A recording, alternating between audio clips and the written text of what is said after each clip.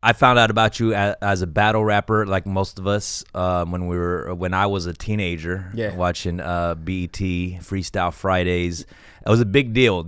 We talked about this like a couple weeks ago in New York, where I felt like you were the original Linsanity. For hip hop heads, particularly, there's parallels, yeah. I mean, because Jeremy Lin was playing for the Knicks, and it was like a big New York thing too. And for you, it was definitely like New York and just a hip hop sphere. Right after that, all around. Yeah. And I was battling, I was rapping, and a lot of us, my circle of Asian rapper friends, we all kind of grew up the same way, watching these battles, and we never heard of you until that moment. Yeah. Freestyle Fridays, and I kind of like, I have all these like curious questions from like we never really got to talk about. Never. So this is the time. Yeah. So you're originally from Florida, and you went over there, and you just you went through this audition process for this battle situation, or what? What is the story there?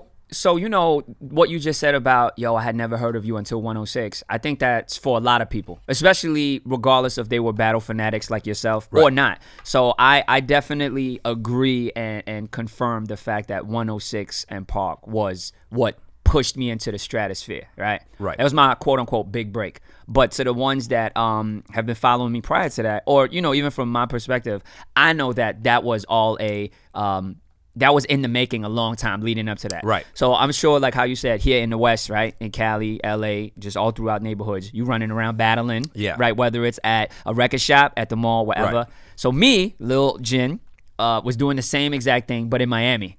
So I was born and raised in Miami. So you were one of the dudes locally, like I was. Killing shit. I'll say that both. Were you the dude? I was okay. If there was 3 dudes, I was definitely one. Okay. If not the top one. Right. So, cause I mean, and to put a bit more, I love how you put context on stuff, because I'm all about context too. The scene then and the scene now obviously is really different. Right. The same that I'm sure you could say for Cali. Yeah, I'm not walking just around globally. like I'm that dude right now. It's like there's all these young kids. So if we talk about mid 90s, early 2000 Miami, first of all, the circle of battlers wasn't that big anyways. Right. And then within that circle, there was really only like maybe 1, 2, or 3 guys that was like, yo, that's the guy to beat. If we're like, well, what does it mean to be that dude, right? If we were to really put a definition on that, it's the guy that everybody's gunning for. Because everybody knows that you beat that guy, then you can basically walk around with the clout that you beat that guy. Well, the interesting thing too, I mean, from what I've heard about Miami too, there aren't a lot of Asians in Miami, right? Oh yeah, off top there wasn't. So that's kind of interesting. Right already. Off the top, it was interesting. So of course, I think when I went to these battles at that point, we're talking mid 90s. So this is I'm kind of backtracking a bit. This is pre 106 in Park, right? So 15, 16-year-old Jim battling at the mall, battling at this theater, battling at actual Scribble Jam-esque type events, right? But in Miami, like the Scribble Jam of Miami, let's just say. Right. There was no Asian. Forget about on the 8-man tourney. Is it tourney? Short for tournament. Tourney. Forget about in the tourney itself. Even if you look in the audience, there's barely any Asian faces, right? So, I mean, for me, man, I've always liked to say that what worked for me is that I didn't really dwell on that too much. Like, I didn't go in thinking I'm carrying the pride of the Asian massive on my back. Sure. I just went in like, who's the opponent? Dissect them, chop them down, and that's it, right? And in particular, I'm sorry, let me take it back just a slightly.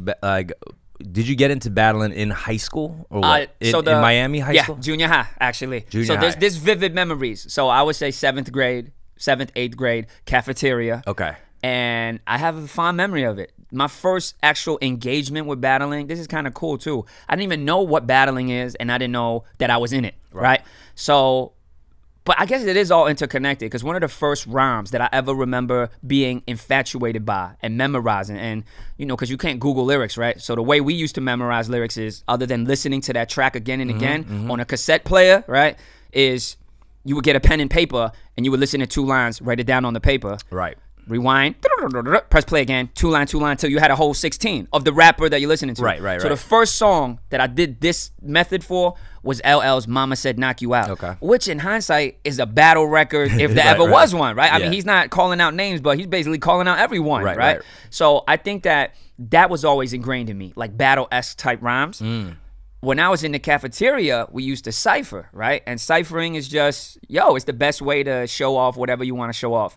What I didn't know was that at some point you can actually attack someone verbally, of course. Did you attack or did somebody attack you first? I got attacked. Of course. So as I'm in the cipher getting off my, and this is like 7th grade. So the rounds are basically like, they think they bad, but that's sad because I'm the one with the lyrics that are crazy mad. That's the context of it, right? Like I don't do homework, but I make sure my rhymes is tight, things like that. So little do I know that the guy on the right and the left of me all of a sudden is like, man, shut up. Only thing you do is make rice. You ain't nice. Okay, you know what I mean? So the first attack was an Asian attack. It was an Asian attack. Right, okay. It was definitely an Asian. We share a very similar experience. so it was a right. Oh shit! What the fuck was that? Yeah, I don't know. I think that was a little error. Okay. Okay, yeah. Hold on, let me double check it. Yeah, double check it. Make sure.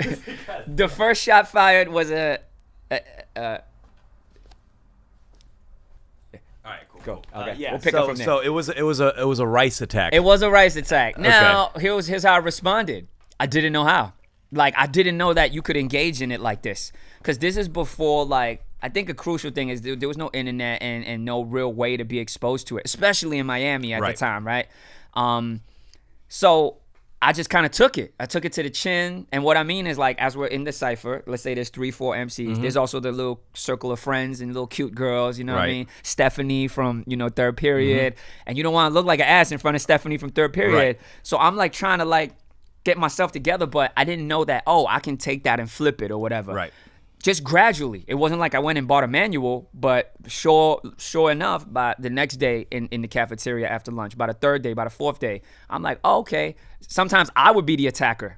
Right. Like, so before it came there, I'd be like, hey, yo, John, shut up, man. You ain't even got a quarter full of milk. So how you gonna try to battle me? You ain't built, something like that. And then, there. So that was the birth of Jin the MC battle rapper. Right. Now, I think a big transition is as I got into high school. So that's junior high. So within the course of the next 2 to 3 years, I would say, man, bottom line, not only did it become something that was a part of me, but it became the ultimate part of me. Right. Like I completely fell in love and infatuated and just consumed by so we talk about hip hop as this big tree, right? And under hip hop you got all these things, right? So I specifically got consumed by the battling.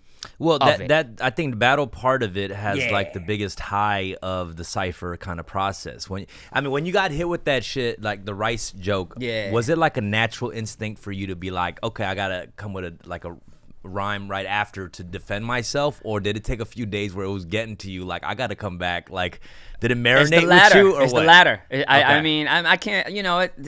I'm talking about something that's like 2 decades plus ago, right? I'm 37. It's hard to remember my first kind of experience, but I do remember like the feeling, Oh, like, totally.